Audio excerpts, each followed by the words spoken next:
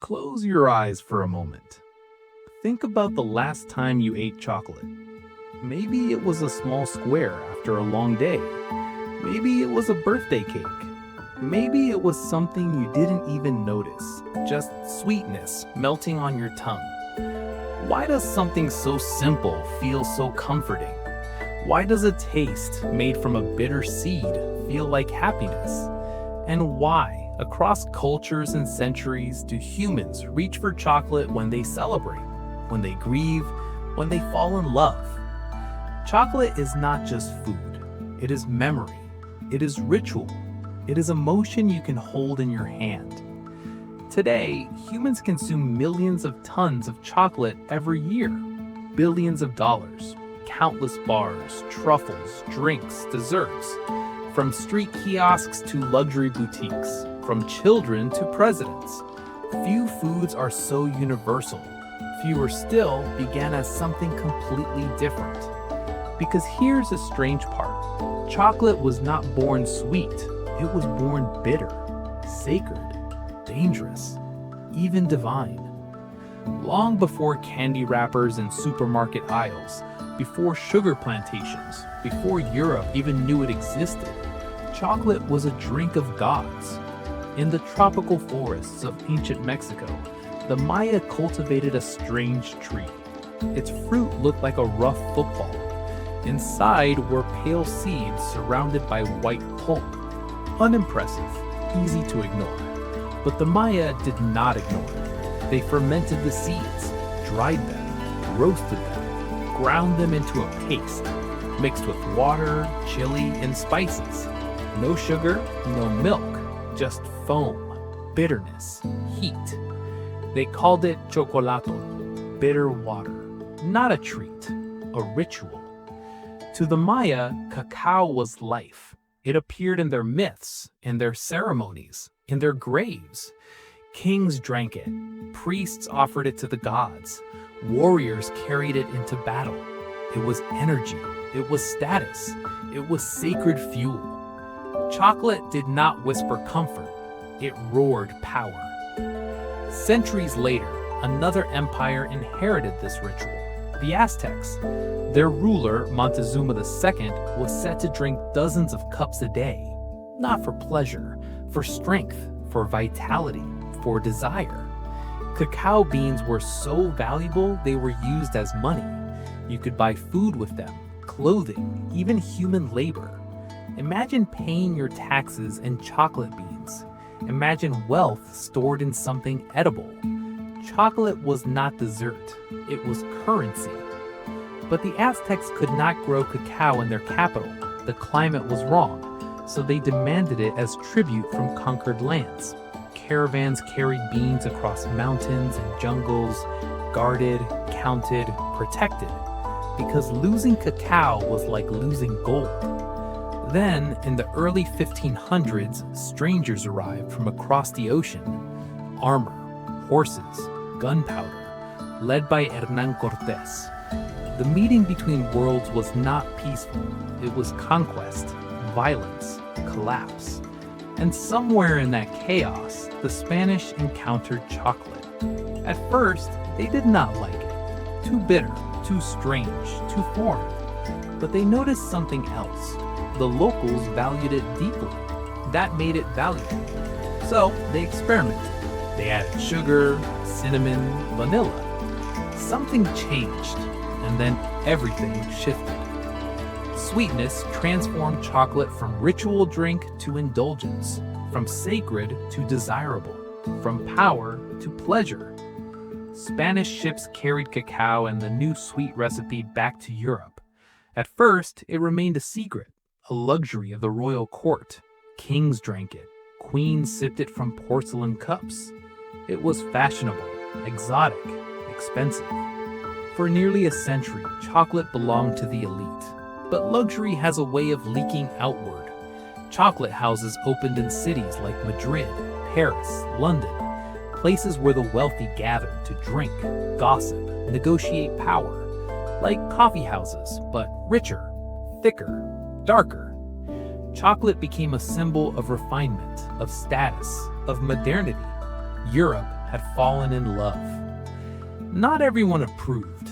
Some religious leaders worried it stimulated the body too much. Others debated whether drinking chocolate broke fasting rules. Doctors argued over its health effects. Was it medicine? Was it sin? Was it both?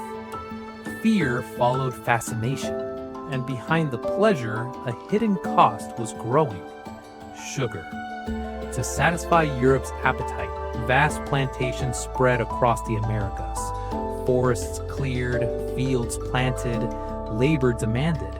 Much of that labor was enslaved. Millions of Africans were forced to cross oceans to work in brutal conditions. Chocolate's sweetness was built on suffering, a truth often wrapped in silence, a treat with a shadow. Then came the Industrial Revolution. Machines, steam, factories, human muscle replaced by mechanical power. In 1828, a Dutch chemist invented a way to press cacao beans, separating cocoa butter from powder. This made chocolate smoother, cheaper, more versatile. Soon after, British innovators mixed cocoa butter back with sugar and powder to create solid chocolate. Not a drink, a bar. Something you could hold, carry, share. The birth of modern chocolate. Milk chocolate arrived later, softer and sweeter, appealing to a wider audience. Companies formed, brands emerged, packaging became colorful. Advertising promised happiness in a bite. Chocolate moved from palace tables to factory lunchboxes, from elite salons to children's pockets, from ritual to routine. It no longer belonged to kings. It belonged to everyone. Wars accelerated this change. Chocolate was included in soldiers' rations, compact, high in calories, boosting morale, a small taste of home in the middle of destruction. For many, chocolate became associated with comfort during chaos, a psychological lifeline, something warm in a cold world. After the wars, mass production exploded.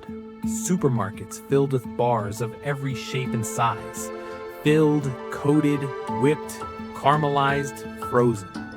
Chocolate eggs at Easter, chocolate coins at festivals, chocolate cakes at birthdays, chocolate kisses on Valentine's Day. It became woven into the calendar of human emotion. But the darker side never disappeared.